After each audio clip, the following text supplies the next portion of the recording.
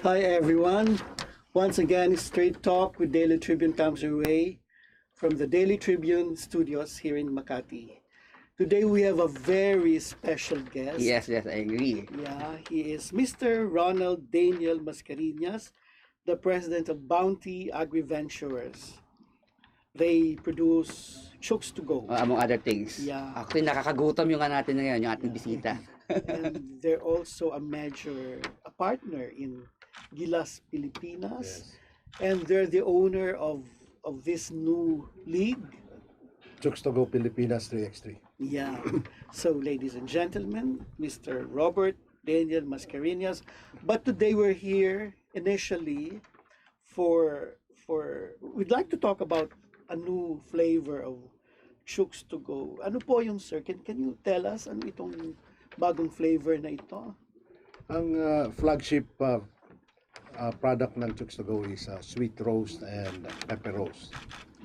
But now worldwide, nauso na tong kakaibang anghang. No? That's why even yung ketchup dito sa Pilipinas, mapapansin nyo yung sriracha is getting a lot of popularity.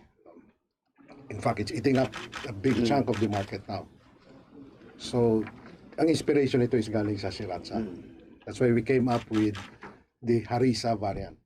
Yun yung anghang na maikukumpara mo sa sriracha na ketchup, which is very popular among, especially among millennials. I'm sure matutuwa yung naman yung mga even the Daily Tribune staff because chooks to go is actually very popular here, lalo kapag when we have to do overnight or we have to finish some projects. Chooks to go is always present. Kasi it's just there sa Yeah. malapit lang sa Emilia Street. So I'm sure we will be, the Tribune's family will be very happy to try this new harissa flavor. So tell us about the spiciness of this harissa flavor. Ano ba yung harissa, sir? Kuwang kasi yan eh. Yung product development team namin, we invest in their travels worldwide to look at new trends, etc. So actually last year, I sent them to Paris, Spain, Amsterdam, and ito yung one of the many things that they picked up, yung harissa na flavor. So I don't want to go technical. Yes. But ang for the public, ang importante sa kanila, most likely most of you have tasted yung sriracha na ketchup. It's similar to that, but a little bit better than sriracha. Sir, frankly, I haven't tasted it. Matitikman mo today. Okay. Pero kano ba? Is it closer to maanghang or to matamis or to... More sa anghang, but hindi siya ganon ka-intense na anghang. Okay, opo. Saka hindi naglilinger. Pag kagat mo, ramdam mo it's kagad there. ang anghang. Opo, ang sarap. But once na you swallow, walang maglilinger sa mouth mo na anghang. Mabilis siya mawala. You don't need to take a glass of water immediately. Kaya even mga bata, kaya nila They to. love it. Is that the only flavor you're... Marami launching this year? marami actually sa pipeline, but Opo. we do it one at a time. Yeah, of course. So for this year, I think ito na yun. All the way to December, ito na yung new variant namin. So you mentioned na makitikman na ni Jojo yung harissa flavor niya ngayon. So when was this new flavor launched? Ang official And is launching it available already in the market? actually today is September 23. 24. 24. Ang official launching niya was September 22. So 2 days ago ni-launch na yan sa market. Wala kayong ambassador? Si Kobe Paras. Oh, wow. He's how representing exciting. harissa. Okay, he should probably come here one of these days. In fact, on Facebook, makikita niyo yung kanyang video doon promoting harissa. Yeah. But that doesn't mean it's just for young people. It's for all ages. Yes, except that the younger generation are more adventurous pagdating sa spiciness, no? Yeah. Kaya, ganun nga kami. but tayo, generation Opo, natin, opo. ako kaya ko eh, so, kasi malamang magugustuhan mo rin yun. So Tell us, what makes Chooks to Go chicken popular, and what makes it, how can you make that flavor so tasteful na we don't need, or if you eat a Chooks to Go, Oo. you don't need a sauce. Oo. Ha? Diba? Kasi diba, some chicken products here, they rely on gravy and their sauces to make the chicken taste better, diba? But Chooks to Go is very different. Diba? Ang marketing nyo is hindi kailangan ng sauce. Kuwan yan eh. It's a very basic marketing mantra. You need to be different. You don't need to be better or to be the best. Importante to launch a product, you have to be different for people to try your product, for people to remember your product. So nung pumasok kami in 2008, when we tried yung roasted chicken business, everybody, lahat ng roasted chicken in the country, iba-ibang sarsa. May toyomansi, may liver sauce, Yeah. thousands of concoctions. And even if you go to fast food chain, Opo. even fried chicken, meron talagang gravy yan. Yeah. So as far as the Philippine market is concerned, chicken has to be consumed with a sauce or a gravy. So we look at it actually as an opportunity. Kasi if we listen to market research findings, market research tells us you cannot launch a product without a sauce. Ah, really? Yeah. Oh. Eh yun ang weakness naman ng market research. Because market research, Oo nga, yun ang yung isang mantra din, people do not know what they do not know.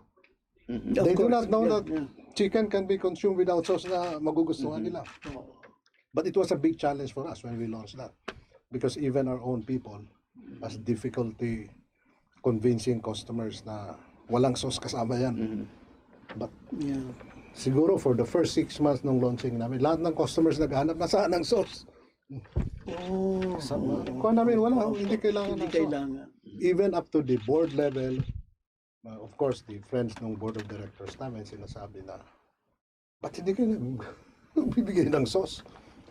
They were telling me, Ronald, maybe you can sell more if you provide Yeah. sauce.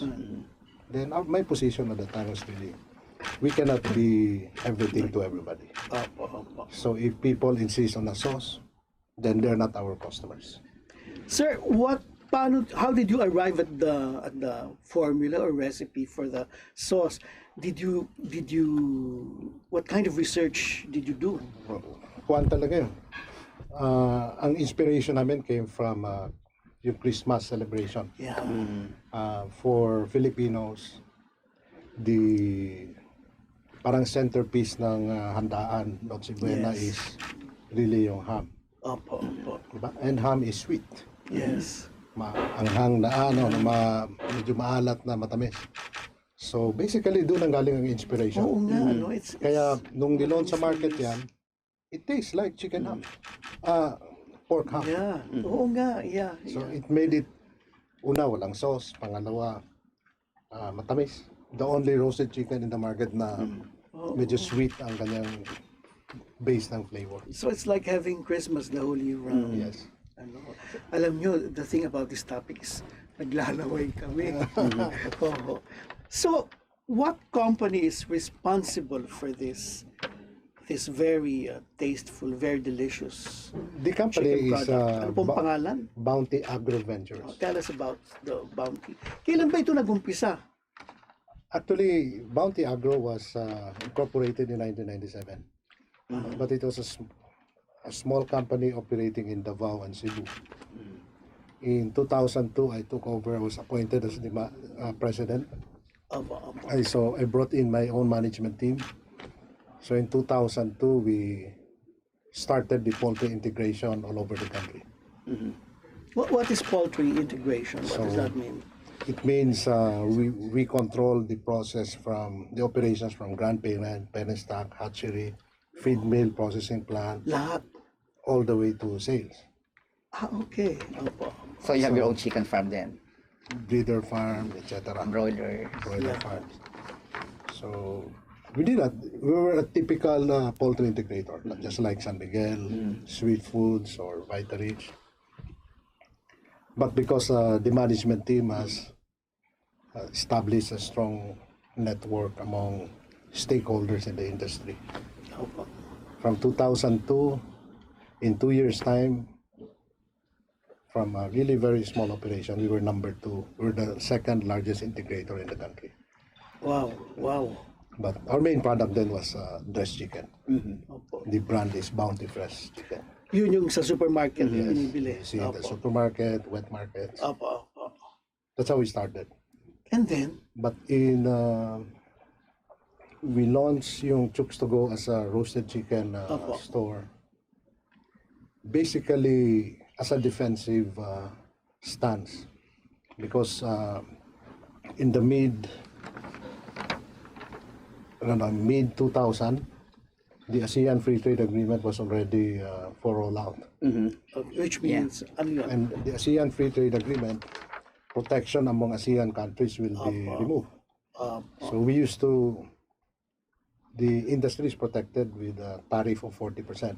If you import chicken, you have to pay 40%, up to now. Okay. Opo. That's to protect the local industry. But if you import from within ASEAN, the ASEAN Free Trade Agreement, Allows. the tariff will only be 5%. Oh, So when we run the numbers, we cannot compete with our neighbor Thailand. opo. The cost of production in Thailand is significantly lower than ours. Mainly because Wow, here's the is the new flavor. yes, that's The the reason. Harissa flavor. Takot mo na sa camera. That's the Harissa. Wow! So, masyadong malaki lang ang kwan. Na harangan mo yung camera. You can try it. So we have a party! Come chicken for party. Pero yung Chooks to Go chicken, these are not charcoal grilled, right? No, oven roasted. Oven roasted. So, pero diba, how do you, some people prefer char grilled rather than oven roasted. So how did you how did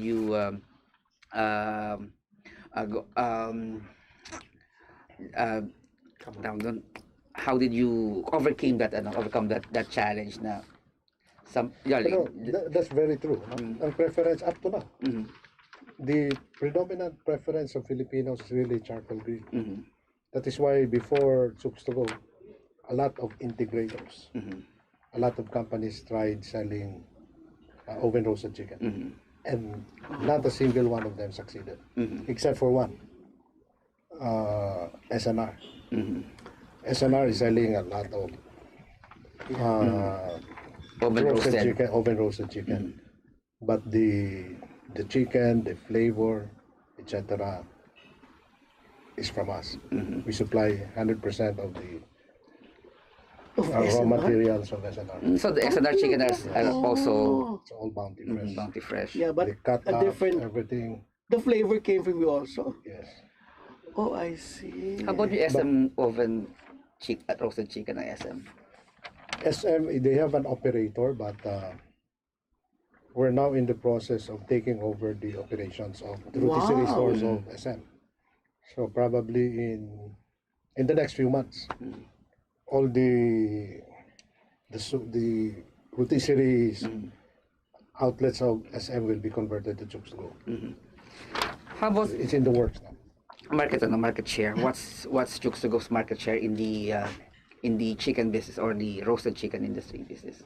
Say there are about 3,000, over 3,800 unique brands of roasted chicken in the country. Saan po ang location ng... We're all over the country. How do you We decide on your location? No? If there's a market, then we put up a store. So we have a store even in Basilan. Wow. Yeah. We have a store in Basilan. We have a store in Sulu. And in fact, the more difficult, the more challenging the peace and order situation is, the more profitable we are. But what about the matter of halal? All our processing plants, all the chicken, 100% of chicken Yes. produced in Mindanao are halal. Wow. Even That's the very good. feeds that we Opo, feed the opo. chicken are halal. Ayun. Halal certified. Yes. That's very respectful of. And for Luzon, we have one processing plant in Batangas that's producing 100% halal. Okay. So that will cater to a very small Yeah. Muslim population in Luzon. Yeah. So But that's very nice. the cost for us is a little bit higher because we have to pay for the guy who will Certify. certify, but for our Muslim brothers who are doing it for them. Mhm. Ano ba yung tanong mo kanina? Market share, sir. Mark, Pag ilan na tayo? sorry, Pag ilan sorry. na tayo? Got you. So if you look at the top 10 most popular brands, obviously Chooks to Go now is number 1. Mhm. If you combine the number 2 to number 10, Chooks to Go is bigger than all of them. Wow. So you've overtaken the popular brand yung before, diba, yung Don't mention. yeah.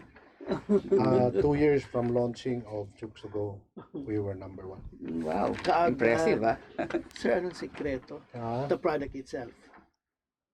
So more than the product, I think is I take pride Opo. of the organization that we built.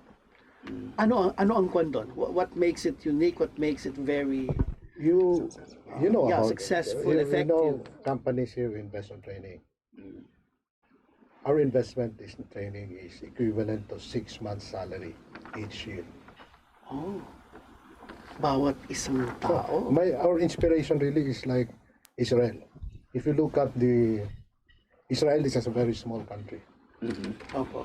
So if you look at the Israeli soldier compared to, let's say, an American soldier, the capability of an Israeli soldier is 1:10.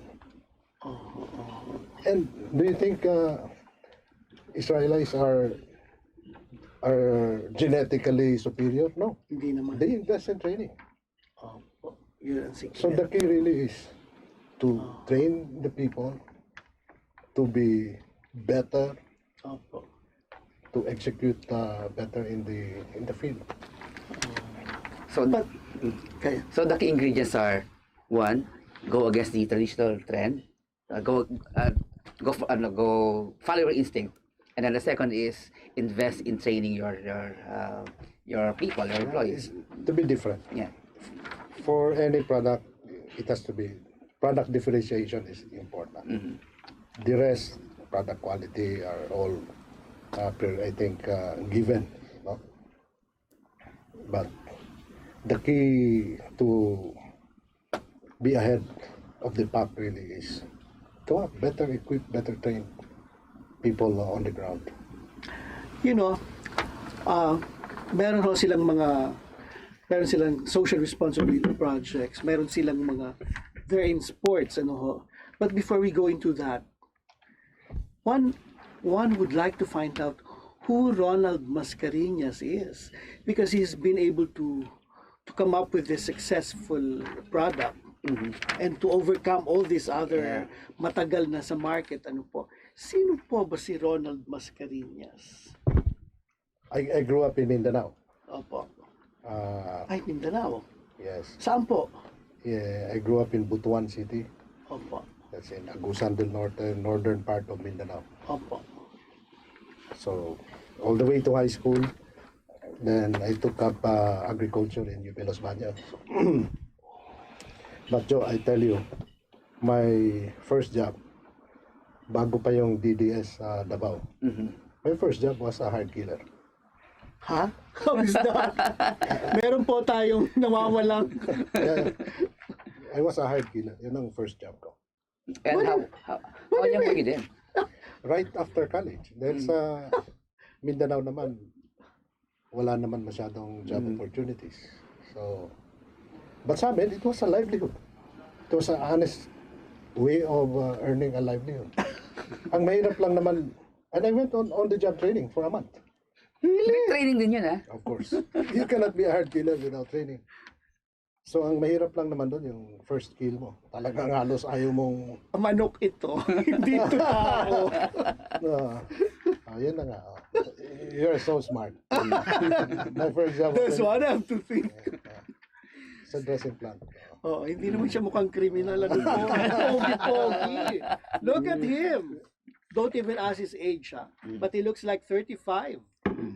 So what made you change career path? Kuha naman, Tuloy-tuloy. nung pumasok ako sa UP Los Baños, I don't know, siguro mababa ang grade ko sa UPCAT, yung entrance exam. Naka-enroll ako sa Bachelor of Science in Zoology. Sabi ko, bakit naka-enroll na? Block. And it's a pre-med course. Opo. Aba? Magaling kayo. Pre-med, malamang ang tingin ko, non-quota. Non-quota course. Non-quota bang Non-quota zoology? I think so, kasi Okay. that was not one of the nominated courses na nung mag-apply ako eh. Opo. But doon ako napunta. So, I tried for 1 year. Hirap na hirap ako. And then there was a scholarship sa agriculture, yung COCO-Fed. Yeah. So, actually, nung pumasok ako doon, I was a COCO-Fed scholar. Except I have to take up agriculture and I have to study in Mindanao State University because I am from Mindanao. Opo. But my mother wanted me to study in UP Los Baños. Opo. So sabi niya, di bali wala kang scholarship, you go to UP Los Baños. Opo. So on my second year, nung lumipat ako sa agriculture, College of Agriculture, I got back the scholarship until I graduated. Ayan. Honors ba kayo? Sobra. I graduated number 2 in our class sa UP. Okay. Dalawa lang naman kami nag-graduate. Dalawa lang kami sa poultry production. I was number 2. Yun ang measure niyo. Dalawa lang kayo. Dalawa lang. Ang galing po ng ating... Yung actually, nung mag-apply ako sa Pure Foods, fresh graduate. Yun Oh, lang, wow. tinanong ako, you tell me something about yourself. I graduated number 2 in our class. So among sa batch namin, marami kami pumasok sa Pure Foods. I was the only one hired. Assistant manager day 1. Wow! Because I was number 2 in our class. Kaya mga kabats ko, tinatanong nila, bro, paano ka naging assistant manager? Sabi ko, bakit kayo? Ano ba in-applyan nyo? Specialist. Kasalanan nyo. Ako, in-applyan ko, assistant manager. He really knew where he was Yeah. going, ano. No, but I was so confident at the time. Oh. When I graduated sa UP, I studied very well. Na in fact, gusto ko nga noon kung may board exam sana. Sabi ko kung may board exam sana dito, 100% ang score ko.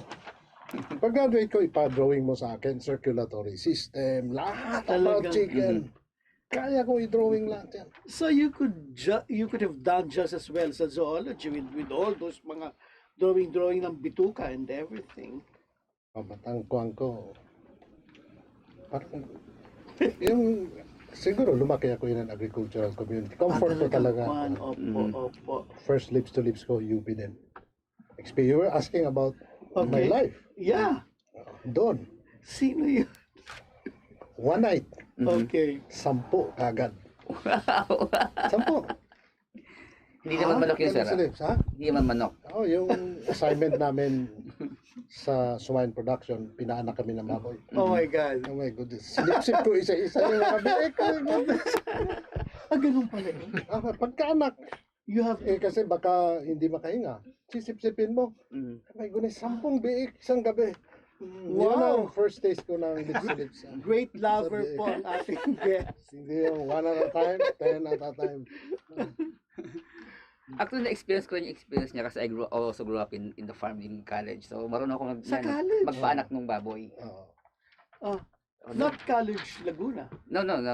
I started PUP pero during summers, Talaga? nag-spend ako ng summer sa farm namin sa Palayan City sa Nueva Ecija. Pig farm tsaka chicken farm. Paglabas ng biik, covered yan eh. So, tatanggalin mo, minsan may nakabara na mucus sa ilong. So, sinisip-sip namin yun. Naku sir, you're pala a veteran kisser. Oh, yeah. My goodness. Once tasted, always wanted. Now, I think we should, Tagline niya ng competitor namin. bago pa ho tayo ma-board of sensors, I think Yeah. let's move to a very Yeah. special Yeah, topic close to the heart. one, Okay. ano lang. Talking about baboy or pigs, diba, there's this. I'm sorry, but I think we have to have a break because titikman po namin yung manok. Break lang po muna. Okay.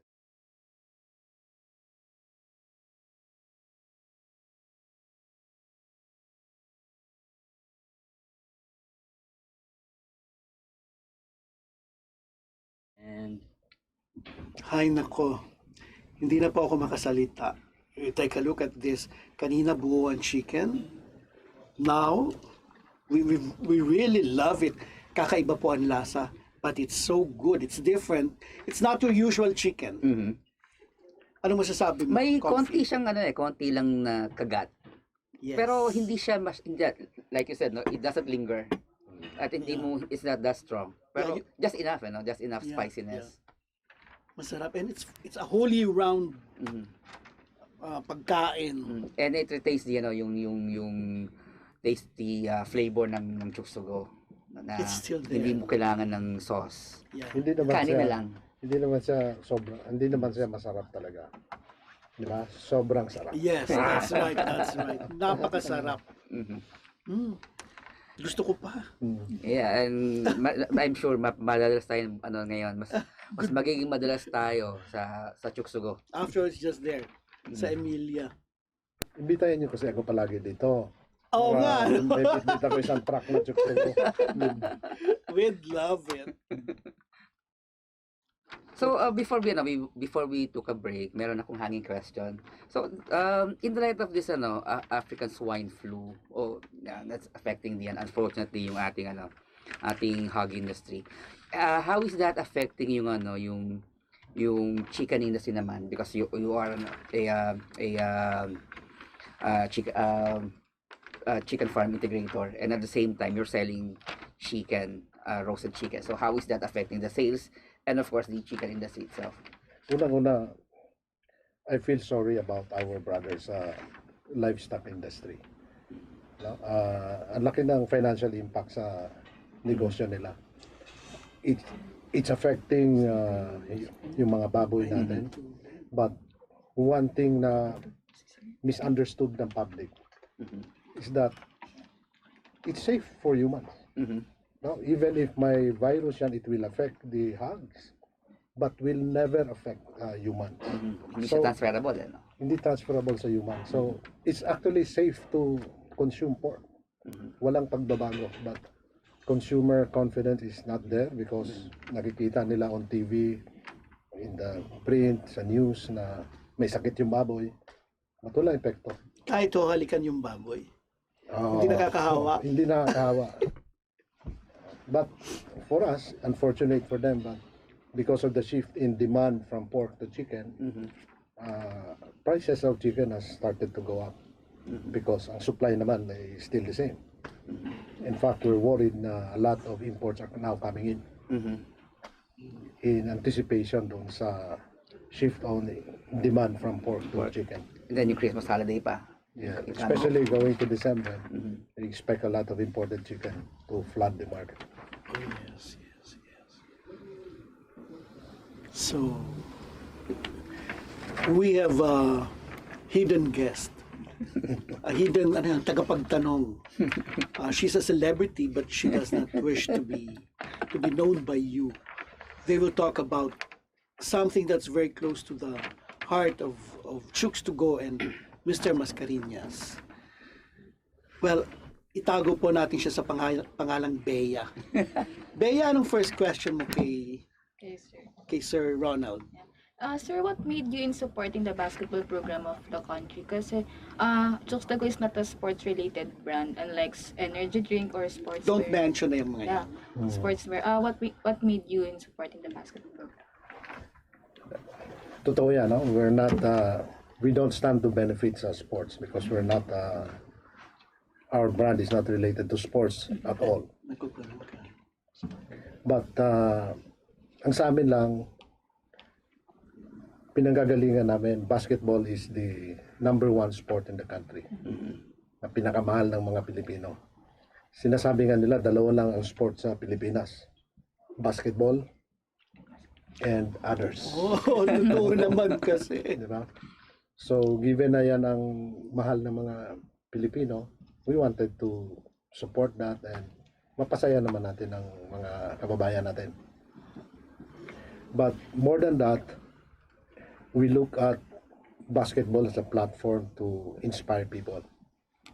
Kasi yung basketball team naman natin in international competition, we're always underdogs because of our size.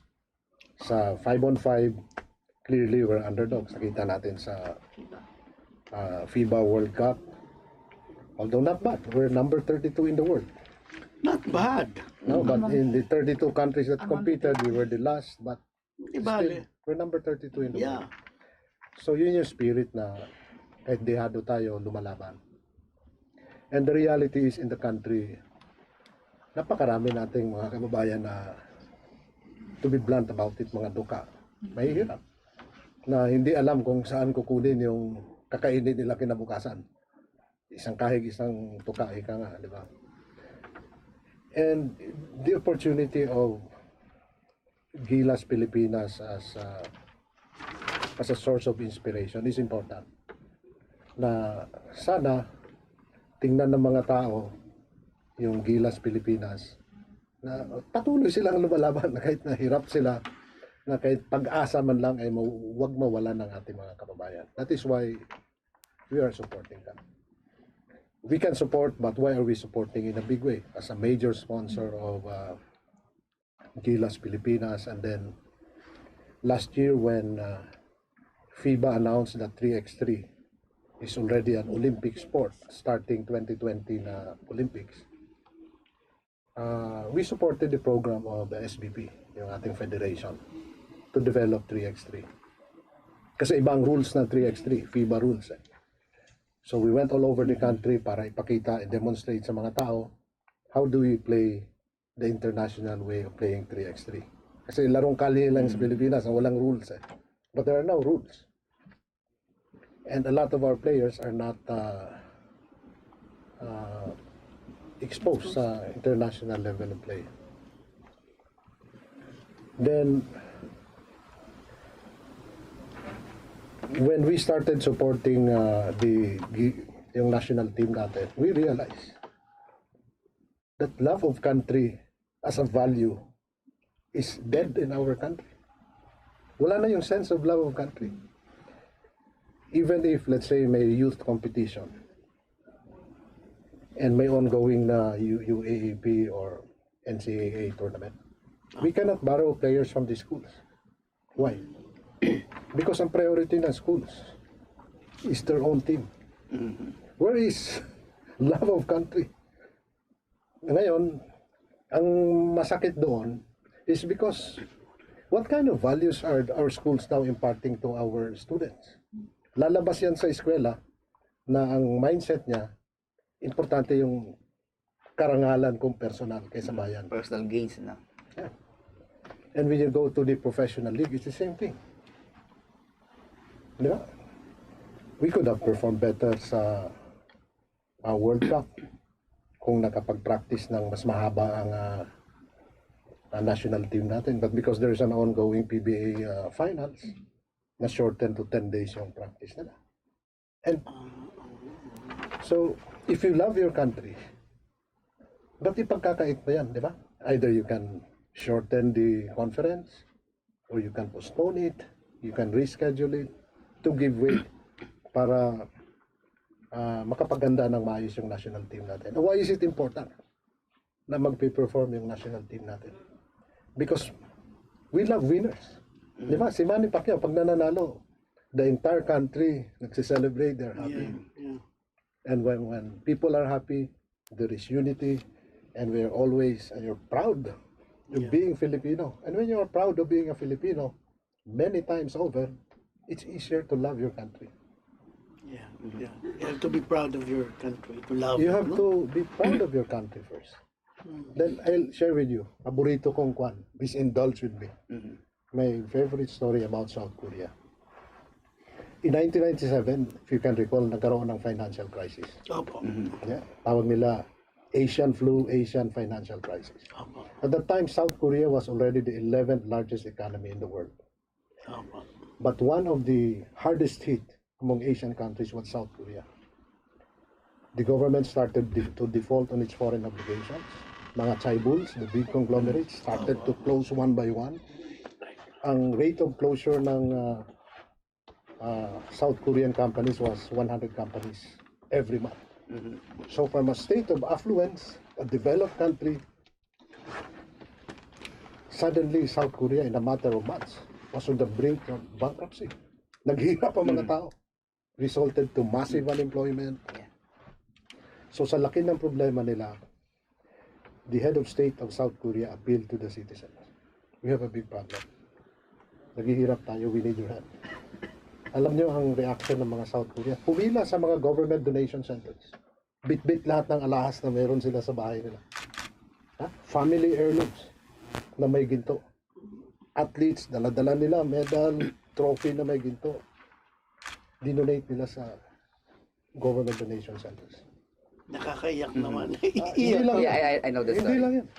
Hinubad nila. Mga wedding rings. They donated their wedding rings to the country. Okay. To their government. So all in all, the donation amounted to $2 billion worth. Wow. From the people. From the people. But while the $2 billion was huge, it was a drop in the bucket relative to the magnitude ng pagkakautang ng South Korea. Still. But what made it remarkable was it made the road to recovery easy for South Korea because it has a support of the people. Yeah, that's right. So Everybody was on board. yung bailout package ng International Monetary Fund, which was supposed to be payable in 7 years, South Korea paid it in 3 years ahead of schedule. Yeah. United sila. So the question is, bakit ginawa ng South Koreans? And there's only one answer. Sa sobrang pagmamahal nila sa bayan nila. Ngayon, Love of country. in our country, if we compare it, if we were in that situation, anong gagawin natin mga Pilipino? Basketball player nga lang, hindi mo ipapahiram eh. Because you wanted your honor than your country. So, now, ang motivation namin to support 3x3, to bring an Olympic team to a basketball team to the Olympics, is really for people to be proud of their country and sana matutunan nilang mahalin ang ating bayan. Because loving one's country is really key in building a strong country. Kasi kung walang pagmamahal ng mga kababayan natin, walang malasakit, ultimo traffic rules, they will not obey. Because I'm only after myself. Wala akong pakialam sa karamihan. Di ba? Basura ko, itatapon ko sa ilog. Wala akong pakialam. Ang importante, malinis yung bahay ko. Yung kapitbahay ko. Or yung kotse mo, you throw out, basta malinis ang kotse mo. Kaya even yung when ang Ayala Foundation saw our advocacy, so they invited us to join them. They have this flag donation campaign. Ang tawag nila Maging Magiting flag campaign. So we partnered with Ayala Foundation to provide brand new Philippine flags na accredited ng approved ng National Historical Commission. The right color, the right Yes, design. yung stitches, etc. So we're now distributing flags to all public schools in the country. We're now distributing Philippine flags to all police stations all over the country. They don't have to write to you, ha? Automatic na pinapadala nyo sa eskwela. This is in partnership with the Department of Education, the National Historical Commission, and PNP. But ang lead agency niyan is the Ayala Foundation. Do you have flags for cars or vehicles? I want to put one in my car. Kuwan yan eh. There are strict guidelines actually. May isang booklet ang National Historical Commission. How to do it right, ano? Kung saan mo pwede ilagay. And I understand that one of your directions to promote the love of countries, you're giving out stores sa mga national players natin. Ito naman is, una is really a reward and motivation for national athletes who has served their country very well. Opo. So the first one na ni-recognize namin is Gabe Norwood. Gabe Norwood is one of the 5-on-5 national team player who has served the national team the most. Second is si Benji Paras. Then si Kiefer Ravena is actually, I think, he played more for the national team than Gabe Norwood. Oh. So the store of Kiefer is coming soon. Oh, wow. As a Wow. reward for his service to the country. Yeah, yeah. Yung kay Paul Desiderio na balitaan niyo yun last year when he played for UP. Ako kasi I'm from UP. Uh-huh. So we supported UP for a few years. And si Paul Desiderio for his sacrifice. Yeah. Kasi breadwinner si Paul eh.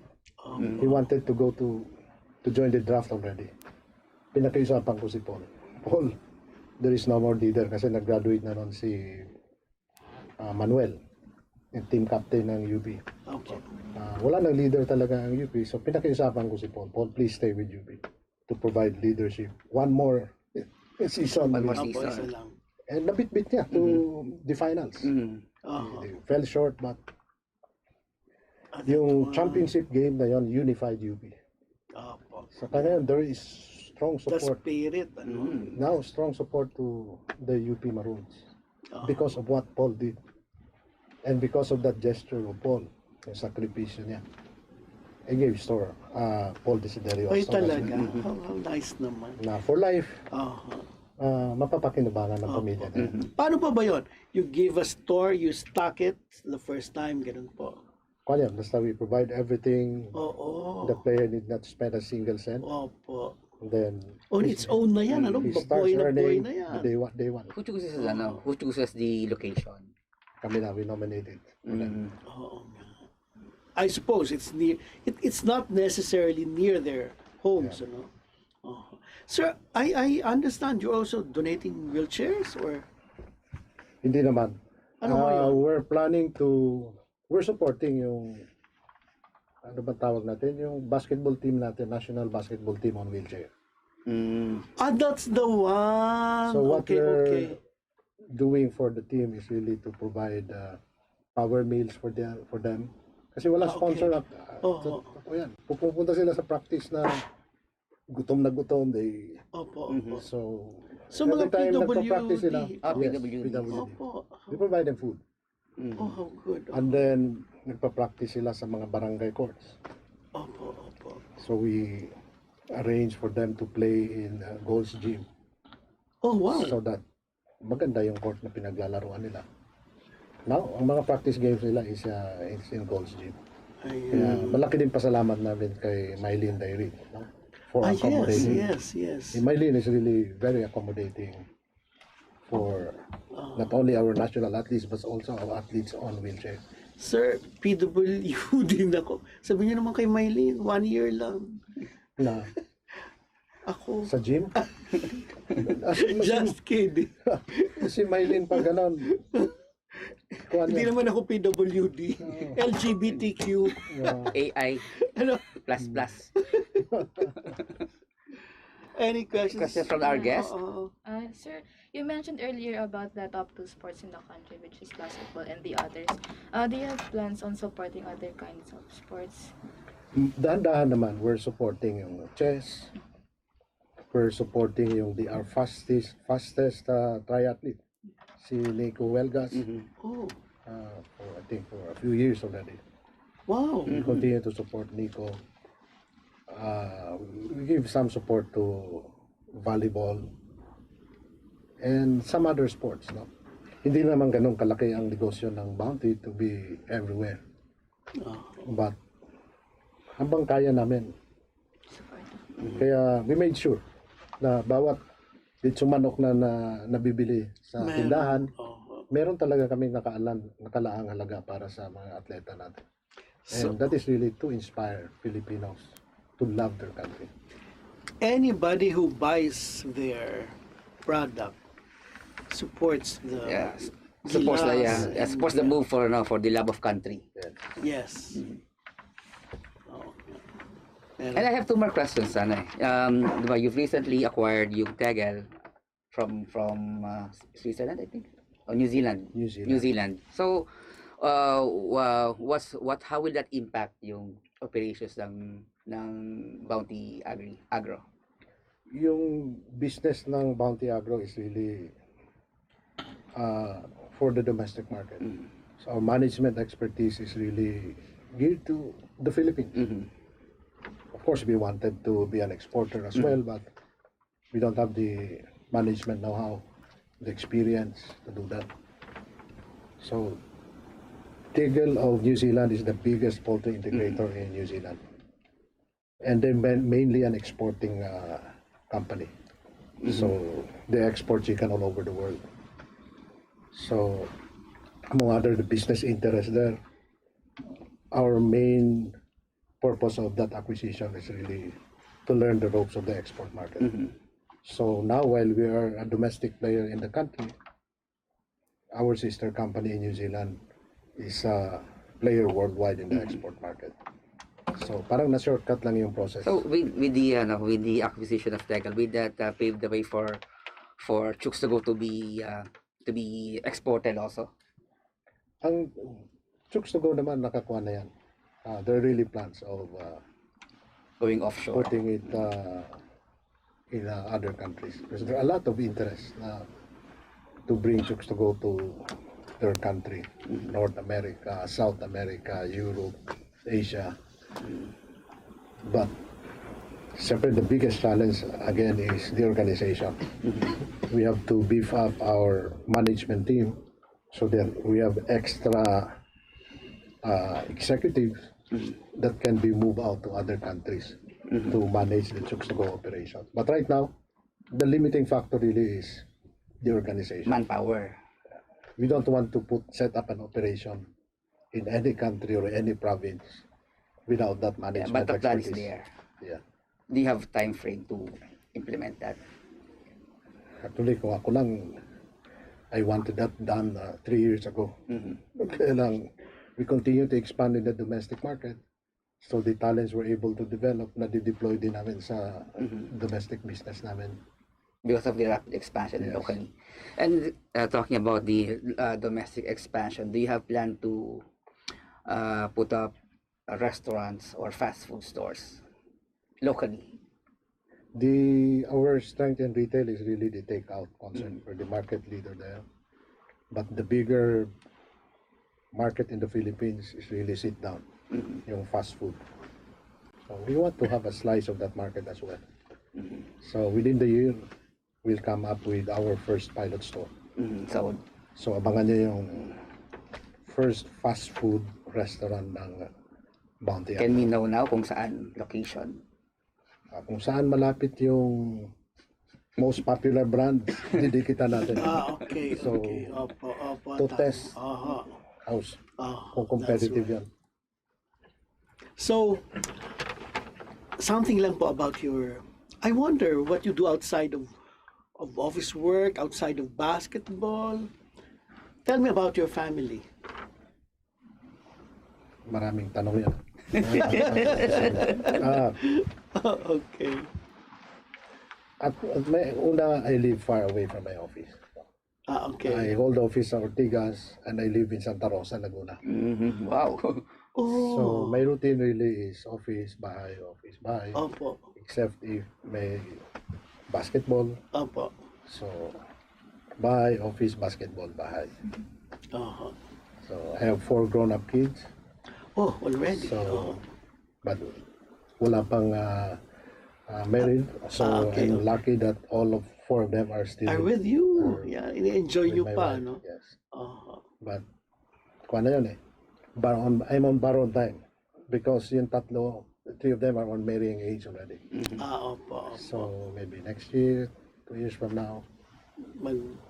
Tying the knot na sila. Opo. But I cannot be happier with the situation right now. What do you do business. together at home? Wala, ang aming kuwan talaga, bonding time is sa dining table. That's good. Yeah. Kasi all of them are working also. Oh, So the only time to be together is dinner time. Oh. And breakfast or dinner time. Lunch, kanya-kanya kami. Sir, this for the sake of our young people and for those who still would like to rise in life. Nung bang umalis kayo ng Mindanao in high school, did you see yourself this far? What was your ambition when you left Mindanao? Kuwan naman yun, just like any kid during my time. Opo. Ang bilin lang ng magulang is magtapos ka, Opo. maghanap ka ng trabaho. That's all. That would have been it lang, ano? Oh, so,